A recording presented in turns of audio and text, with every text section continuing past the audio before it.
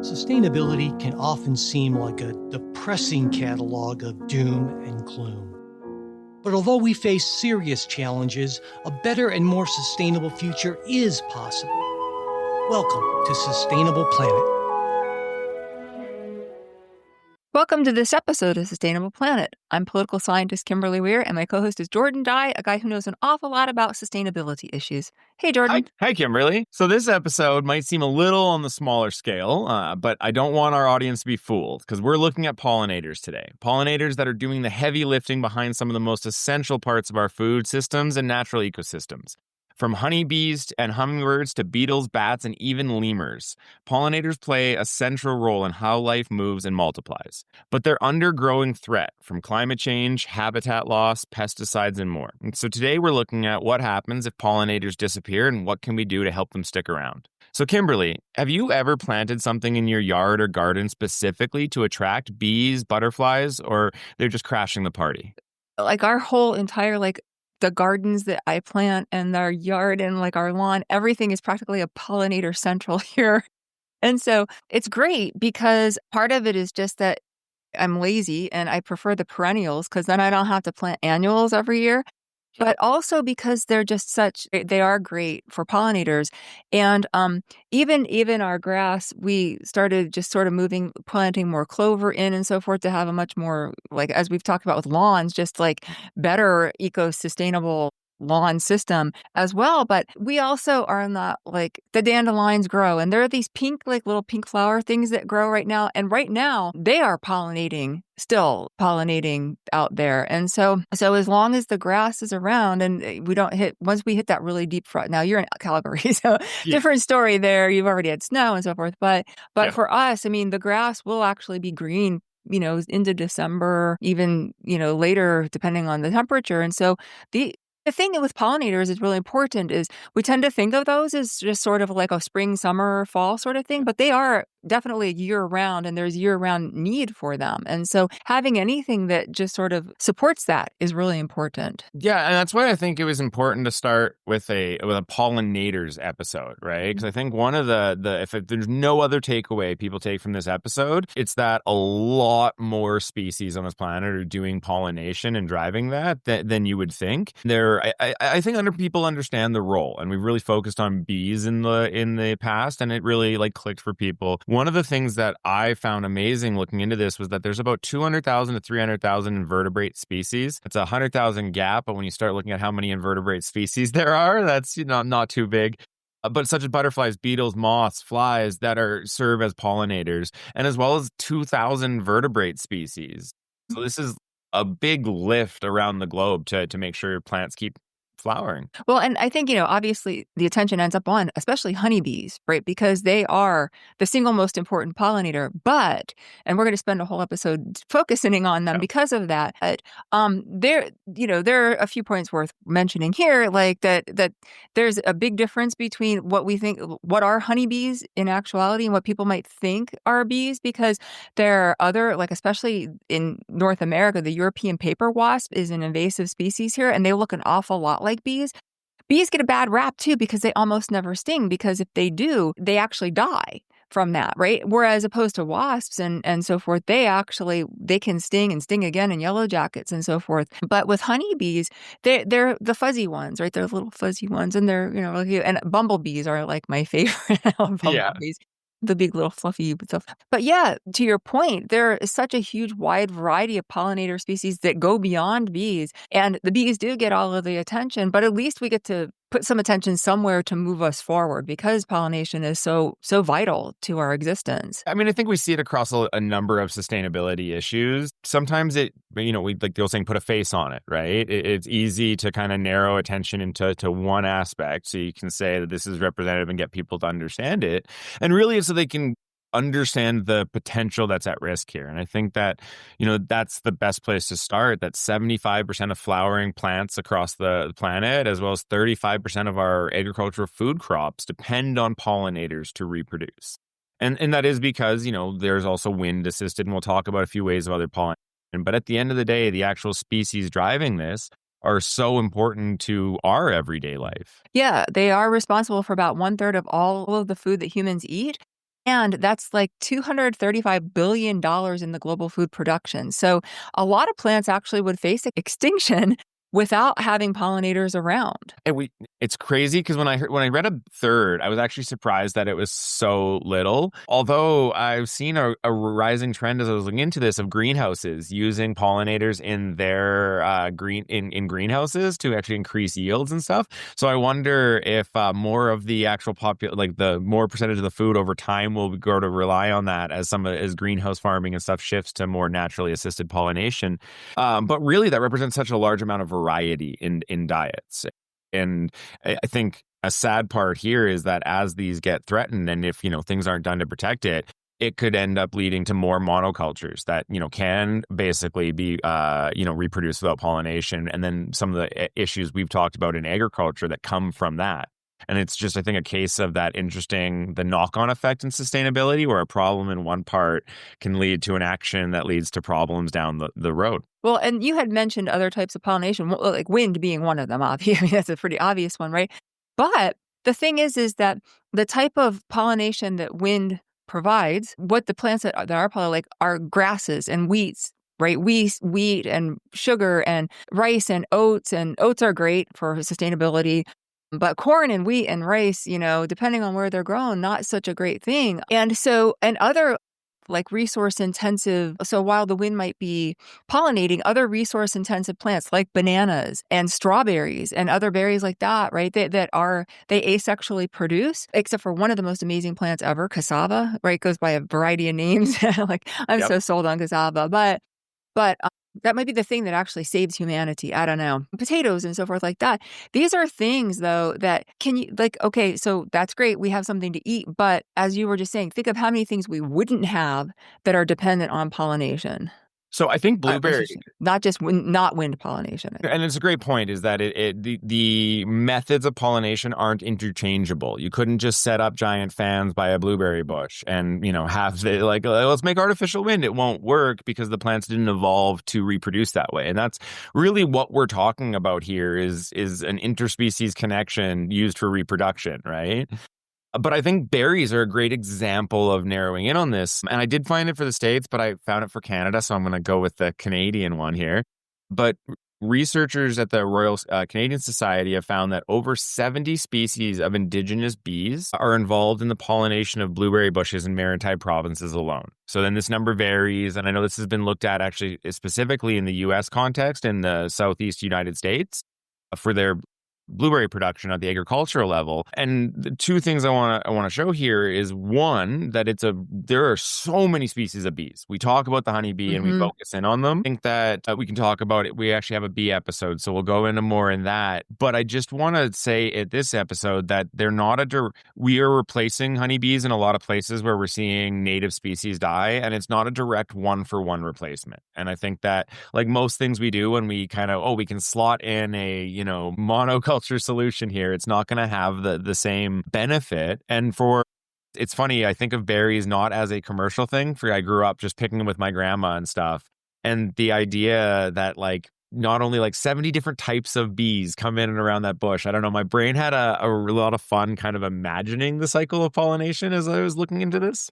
It's really interesting. I think recently I read that the price of berries has commercially in supermarkets has more than doubled. This is just such a growth industry too. And so because they're dependent on pollination, then that means there's going to be even more of a need to make sure that those species, particularly the honeybees, but other species who are the pollinators of these berries, that they are protected, because it's just going to, popularity is growing, but price is being pushed up. And so, yeah.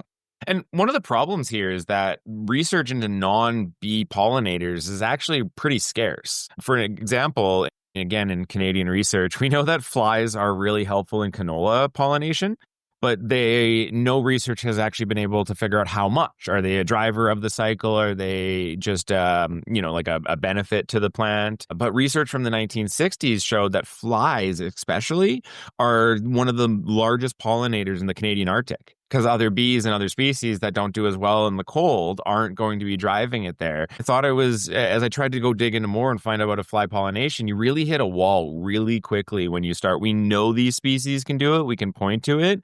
But then research I mean, so I actually wanted to ask this to you because of your academic background. One of the things that stuck out to me is it felt like others aren't getting studied because they're not as directly tied to the agricultural industry. Yeah, but not only that, but some of them are. Like fig wasps are really Hmm. important for I mean, okay, so it's one thing, but Hmm. figs are really important for a lot of the whole North Africa and Mediterranean. Like figs are just Morocco has amazing figs, right? And that's something that they're in tropical and subtropical areas, and you need fig wasps to pollinate them. And I was like, I hate wasps, right? I admit it Yeah. because I got stung by one time, and it was like a welt on my leg, and it was horrible, and I was angry, and it turned out that I had checked everywhere, and it was actually under the chair. I had set up a little, yeah, it was awful. And we have paper wasps all the time where we live. Setting up, I think they're the ones. Well, paper wasp and the ones that also do the little mud, like Oh the yeah, little yeah, mud tubes. I don't know what they're called, but we deal with. I mean, I try to have a live and let live attitude with but on our front door, and yeah. back door, that's not so great. Our entrances, and so I try to just let them go because they have to live somewhere. But so I was like, oh yeah, great, because it turns out that wasps aren't actually really great for the bee population. I'm like, oh good, a reason that I can, another reason why I can just not like wasps. But turns out that wasps are actually really important to the ecosystem in a lot of other ways. And then that made me mad because then I have to like wasps now, right? And so Yeah, and that they're, equal pollinators to bees too. So I think that this is always the hard one. We were talking about this before the show. Is I first found this out in 2013 and read a paper that was kind of upset. It was a researcher who loved wasps, and I love niche researchers who really love their thing and just want the world to love it as much as them. And then as I was preparing for the episode, I actually found a 2024 paper that had built off that 2013 work and ran field studies and showed that in terms of plant visits, in terms of surface area and pollen movement, they're roughly equivalent to bees. Where I think that we could probably say on net, it is a bad thing that wasp populations are exploding, and that is a fair thing to say because of their damage to bees. So when the ecosystem is in balance, they're doing their jobs, everybody's kind of working, but the problem is wasps are predatory and horrible to bees. Well, and because, as you mentioned, bees are so important to agriculture, right, food crop production, it's part of the reason why bees are dying off. And so it's humans who are causing the problems and the imbalance in the system. It's not Yeah. the fault. I mean, so wasps are kind of bad in some ways, but They're just doing the bees are put at a disadvantage yeah. because of what humans are doing. And so yeah, so it was kind of interesting how pollination happens in terms of for flowers and just like tapping the nectar and the pollen in the process and just inadvertently picking up pollen grains on their bodies and transferring them to other plants because that's very different than what the bees do, right? Actually going in and also like that's the same for like small mammals too. I never really thought about small mammals as pollinators before we, set up this episode. And so it seemed obvious after I read it. I'm like, well, yeah, of course, because these, like the mice and the whatever, those things crawling around in the ground, and the lemurs too. I've seen lemurs in wild in Madagascar, and it's just I got to see like every variety. It was so amazing. All like the main. I forget how many there are. It was been a while, 2017, but it was really cool, and I could see how they would absolutely be pollinators. I had the exact same kind of reaction with a lot of this stuff where you're like, oh, I had never thought about that. And your brain can instantly just put a mammal walking through plants, Mhm. pollen getting caught in the fur and it moving around, right? Like it was one of those things you're like, oh, right. But again, I think that it's a good example of both. Like, as we talked about at the beginning, you put a face on it. That can be very useful for getting people interested in a topic and understanding the problem. But then it can also limit what we think of, and then as what the general population thinks should be solutions, right? And I think that that's actually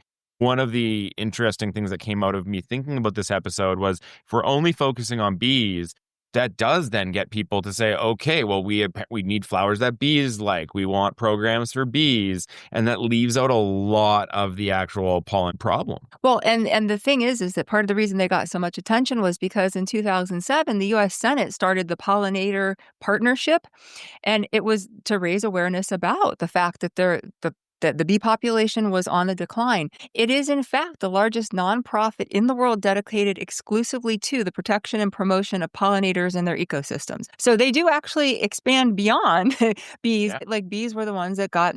It's like you keep saying, like putting a face on it.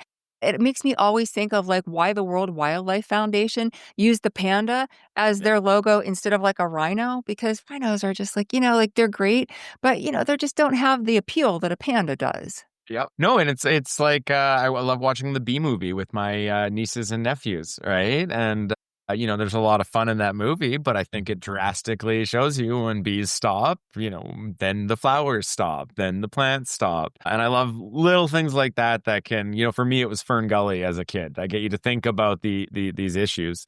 But as you said, they're at risk. And I don't think anybody will be surprised by the major risk to the pollinator population, which is climate change. It's like the broken record of sustainable planet, right? But it gets into a lot. I say this at work all the time when we're talking about trade-offs between different things. I'm like, everything is worse in a world with climate change, right? If you narrow down and you have a pet issue, and I don't mean that in a bad way, right? Like I focus in on renewable energy and carbon dioxide removal, but I think there's always this tension where it's just like hard to be like, everything's worse with climate change. The more we do to stop that, the easier it is working on any other issue, right? Except the problem is that climate change is such, in and of itself, is such a behemoth, and it's so multifaceted that it's like, well, people just become like us. We've talked about so many times, you become overwhelmed because where can you best put your efforts to try to address what's going to have the biggest impact on climate change, on ameliorating or, mitigating climate change? And of course, the short answer is eat less meat and reduce food waste, right? That's the short answer. But there's a whole lot more to it than that, right? Yeah, I know this is a slight diversion, but fall, for people not in this space, you might not know, is the release of all the annual state of climate reports from different groups as they come out. It's a big season for me as I get to read them all leading up to the IEA's next report. And I read one last week from a great insurance company, DNV, quite old company, quite large. They do a really good climate change report and looking at it. And one of the things that stood out to me is they have a quote, because the entire report contrasts how much we've changed in 10 years from 2015 to now. And like 1% of EVs to 22% of global EVs. Everything we're doing is the fastest change we've seen. But then the report shows that it's not enough to hit any of the climate goals. So they kind of end their executive summary with the state of the current transition is such that everybody will be mad. If you care about the climate, you're going to be mad because it's not fast enough, but it is fast enough to disrupt economies and disrupt interests. And so it just leaves us sitting in a place where it's happening just too slow and everybody's going to be upset about it. I know it was a slight digression, but... Well, I feel that way, because it's not completely off topic though, right? Because, I feel that way when I read about anything about China and energy, because China is doing everything it can to just make as much solar energy, like solar panels and alternative energy as possible. And yet they are burning more coal than ever before. I just saw a chart where China uses more energy than the US and India and the European Union, and I think Japan was in that group altogether. Like just outstrips everybody in terms of demand for energy. And obviously, to factor in that how much stuff that they're actually manufacturing that's going to those countries. So it's, that's not always left out of that equation of, blame China. Well, where's most of the stuff that they manufacture going to? Yep, you get the embodied carbon from that, right? And I think like the China case is such a paradoxical case. Like over 50% of global investment in renewables for close to 8 years has come from China. And at the same time, as you said, they have, and the worst part is any expert I've seen who has looked at Chinese coal will point to it's not been an energy question for at least 5 years. You could make arguments for longer, but at least the last 5 years, it's been an economic decision. Build more coal plants to secure economic activity in that area for the coal mine. Like it is the down the value chain, and they're facing the same thing we're facing in Alberta here as an oil and gas province, right? When you have so much of your economy, and it's funny we say economy sometimes because we don't when we're talking about like the oil and gas industry stuff because we don't want to say we have so many jobs and so much knock-on economic benefit. And it's not just the oil and gas worker or the coal worker, it's the people buying from them. And demand too, right? So it's the consumers too, right? So it's both sides of that. And it's no surprise the statistics that we were just talking about, there's no surprise that we look at the pollinators who are at risk of extinction here. 16% of birds and bats, 40% of bees and butterflies. I mean, we're looking at just record numbers of devastation here. And we really need to make some changes because it's also has, as we've talked about before, climate change, changes in water temperature. So that has an impact. Changes in weather patterns, weather patterns being how much rain we get, how much snow we get or not, right? Yeah. As well as wind and wind activity and the direction winds are going and currents and all sorts of things. And it's just, I mean, we're setting us up for just a worse existence here. And one of the, I think, underrated things, and the easiest way I find to get some of my friends who aren't in this to understand it, is it's just everything's changing at a rate in which species cannot adapt. That is the simple fact, right? And so you for especially for like insects, I like to think of the kind of climate zones as almost like there's a bubble, right? And as those shift, new threats, new competition can move in, and this is the real problem, is that when you're looking at some insect species, or you're looking at mammals or birds, they're not adapted to deal with these new challenges. And sure, they might eventually, but just the simple fact of the matter is that in the speed at which we are driving this does not allow them to. Yeah, they might just not have time. I mean, I don't know, it makes me think of cockroaches. Like, I just think the cockroaches are going to be around forever, right? The cockroaches seem like they've been around forever. They've managed to adapt, but they've had a really long time to adapt. Are they going to even be able to make it through climate change? So, and that's the thing. I think the day where it's like cockroach population threatened is like a day we could get everybody to be like, hey, we thought it was going to be the end of the universe and cockroaches, guys. So we clearly have reached the end of end of the universe if the cockroaches are threatened now. Beyond the climate change, like we can again, I think loss of habitat, especially like when we start talking about what are humans directly doing at the kind of micro level, it is urban development and primarily suburban expansion into areas that used to be native grasslands, especially, that is, I think, driving a lot of this. A lot of loss of green spaces, as we've talked about in previous episodes. The fact that the ways these are being built are not sustainable in and of themselves, and the resource usage to do that, along with the fact that we just talked about with lawns, the more suburban development and expansion there is, the more there will be more lawns out there. And the lawns are not necessarily going to be suited to preserving and promoting, especially promoting pollinators. Yeah. And then I think the kind of tying into the spread of climate change is the disease, parasites, and invasive species. And I think that kind of is the point, right? As these climates are changing. One of the things that I found interesting, I was looking into this, is that as these new as these new parasites and diseases are introduced into an area, they actually spread much like the pollen. Because this is what bees do. They go around, they spread it from plant to plant. So it's not just within colony problems. It's actually contaminating the plants that then can spread to multiples. And this is why I found it was shocking that since 1945, 50% of honeybee population in the U.S. has collapsed. And another 50% of that's remaining has collapsed since 1990. And it's just shocking. And I think that we have the colony collapse disorder that has driven a lot of this in the U.S., but it really blew my mind at how quick these things can spread amongst an area, not just within one population. Yeah, and it's the same with birds too. I don't claim to be an aviary specialist or anything, but just talking to my mom, saying when she was little and growing up, she just remembers like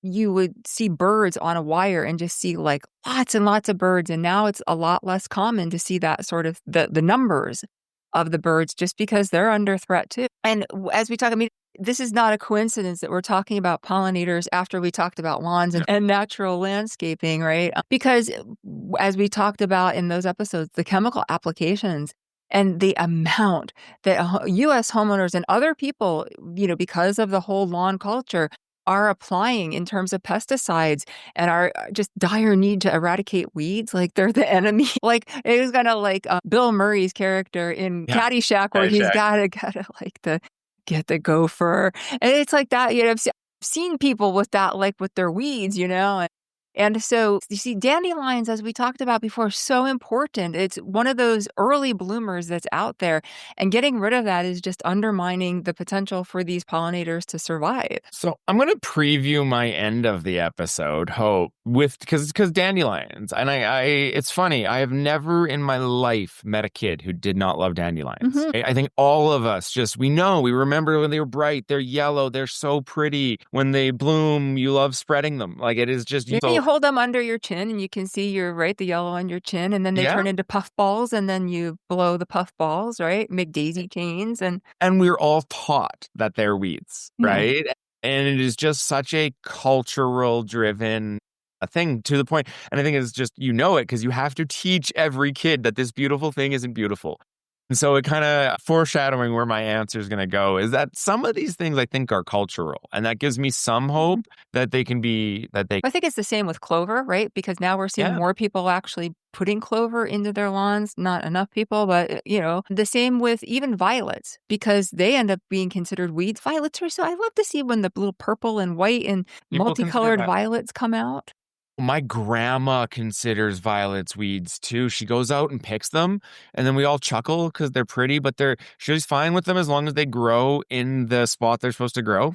And then we'll go around picking the random ones that have spread, and it's a very good image of like they're weeds when you don't like them, and they're pretty when they're in this little square, right? Well, I had one year when they took over my vegetable garden, and when I went out to plant, I actually transplanted them all out into a different area so that they could all survive, because I think they're so awesome and obviously important too. But so those things that we have been taught, right? They're inculcated into us, that even though as kids we love them, that they're weeds. And the same here with the chemical crop applications. That's also problematic. These pesticides that are neonicotinoids, I practiced this so many times.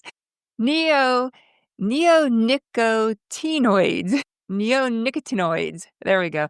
All I could think of was like nicotine the whole time I was thinking this, right? So these chemical applications, and nicotine is actually something that is applied as a weed killer and herbicide, right? And so for you all can practice that too, and take a look at that and see if you can pronounce it straight off. I just avoided it. Right? You're really trying hard. I think that the namers of that were trying hard to be like, yeah, it's nicotine, but we don't want it to be. Neonicotinoids. See, I can actually say it.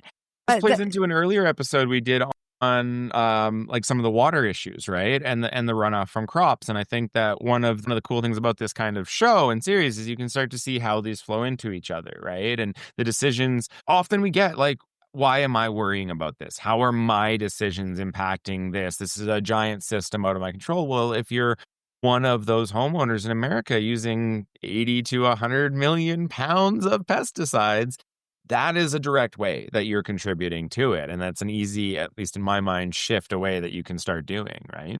Yeah, and we see also, because what we're talking about is global food system, global pollination being at risk here. And when I look at air quality reports from places like Delhi and I don't know, Islamabad, like look at various places around the world, and it's just appalling.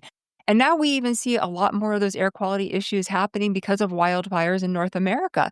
So you see the smog and the particulates that get into the air and the pollution that causes, that's also affecting these pollinators and their survival. Yeah, Canada's hurting American air quality. That's it's payback, right, for American acid rain to Canada all those decades ago. actually, yeah, that's a good point. Although it really is sad how quickly it became smoke season here.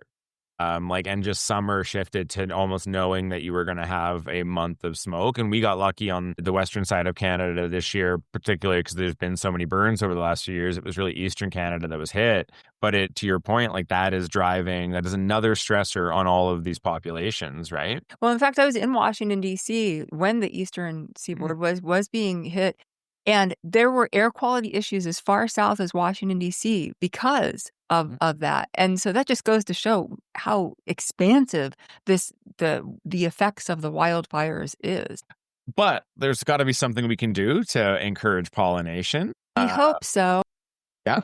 And as we mentioned a few times, this episode really plays from the lawn episode. So like right off the bat, I'd say listen to that episode. It's going to have a lot of amazing ideas. And really the kind of central one is we need to rethink lawns. I have some hope here because as we explore in that one, the concept of a lawn is not that old and the concept of as we see it. But a big one is, shifting to meadows, that edible landscaping, co-lawns and ground cover. And even there, you mentioned it was only a generation ago that most public places at least in Canada, and I know in the States, we're using 75% clover blends with native grass seeds, right? So that's a generation ago. And as you said, I think it's really encouraging that I'm seeing more public spaces starting to go back to a clover blend because they don't need to water it as much. Like that's Mhm. what is driving it there, right? Well, I think part of it too, as we were talking about earlier with food, what food items are at risk potentially, and what we would end up being more wheat and more corn and more.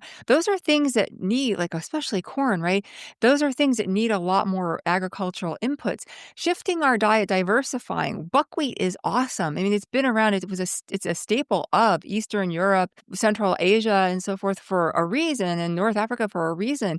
It has a really long bloom period. It has dense flower cover. It's pretty, but it's an excellent pollinator as well. And It also other makes right, and so that the same with rapeseed, which is actually canola oil, right? And I first came across that when I was in the UK. They grow it, and it was called rapeseed. And then I realized these yellow things that I've seen other places are actually that I love the how Canada actually coined that term, canola oil, Canadian oil, because rapeseed was like, didn't sound so great. But that and sunflowers and all sorts of other things that are actually we can eat and are good for us. And then that helps to diversify and maybe it would be better if we eat a little less, processed stuff anyway. Well, I love canola oil because it actually has omega-3 fatty acids, which is a really good thing for someone with a plant-based diet. So that's why I came across it so long, and so I'm a big proponent of that. One of the things I thought was really cool, and again, easy, is the in urban areas to create pollinator pathways, like put anything out on your balcony or on if they're rooftop gardens or urban gardens, anything out that encourages pollinators to stop by and gives them a way to get from point A to point B. That's really important. And also, bat house, putting up a bat house. People are freaked out by bats, but bats are I am. awesome. Oh, bats are. I mean, if you live in like Cincinnati is so far north and yet oddly one of the top mosquito cities that's not like where you would expect mosquitoes to be. So bats here are so important to us because they just gobble down like a whole like they can eat so many mosquitoes in just 1 hour. And butterfly hibernation boxes and stuff that people just like to see these things, you know? Yeah, and I mean, it's one thing to not have lawns. I mean, but we don't wanna encourage the lawns that require all of the chemicals and inputs and watering and so forth, but also to not have green space, I mean, that's not good either. So just putting a bunch of pebbles in your friend and not doing anything else is not really the answer either. No. Yeah. So, I don't know, I mean, we'll go in more depth like we talked about on our next episode with bees, but I think that just the bees getting more attention is helpful in terms of just moving people forward in terms of recognizing the need for more pollinators out there and repopulation and encouraging people to do more studies about what other pollinators are out there and what we can do to encourage that growth. And I think, like I thought too from our lawn episode, speaking of lawns, that the cities facing water shortages and are actually really shifting and like paying people like, okay, you tear up your water sucking lawn and chemical sucking lawn, and we'll actually give you money toward putting in pollinator friendly lawns with more clover or whatever the native species is wherever they are that can also be a pollinator pathway too. I think that I mean it's one of those like because this really terrible thing is happening, this good thing may come out of it. And I think when it comes to sustainability, that's always ends up being the bottom line, right? Like, how quickly are these things going to change? Are we going to be able to basically outpace what's happening with the temperatures? All right. So, not to end on a down note, but if you're really bummed out, let us know, because that's the whole point. We want your feedback. And we do hope that you enjoyed this episode and learned some interesting things about pollinators and pollinator species. We're on Facebook, LinkedIn, and YouTube. You'll find these links in our show notes, along with additional resources from today's show, including my Substack posts, which of course I always need to promote because I think they're awesome, which I always say so everybody knows this by now. They are. And so we're on splanetpod.com. If you have time, we'd appreciate you rating and reviewing and telling other people about us and do what Jorden does, which is get their phone and just put our, that's right, put it right in and load it for them and have it ready to go. Cue it up for them. So thanks for listening and have a sustainable day.